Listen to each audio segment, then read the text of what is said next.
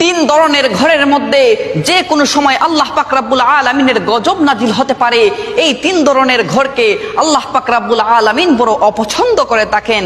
এক নাম্বার হচ্ছে যেই ঘরের মধ্যে নারীর আওয়াজ পুরুষের তুলনায় উচ্চ হয়ে থাকে, সেই ঘরের মধ্যে প্রতিদিন 70,000 ফেরেশতা লানত পাঠিয়ে থাকে। দ্বিতীয় নম্বর হচ্ছে যেই ঘরের মধ্যে অন্যের হকের মারা টাকা জমা থাকে আর সেই টাকা দিয়ে সংসার চলে, ওই ঘরের মধ্যে যে কোনো সময় আল্লাহ পাক রব্বুল আলামিনের গজব নাজিল হতে পারে। আর তিন নম্বর হচ্ছে হযরত জিবরাইল আলাইহিস সালাম বলেন, যেই ঘরের মানুষরা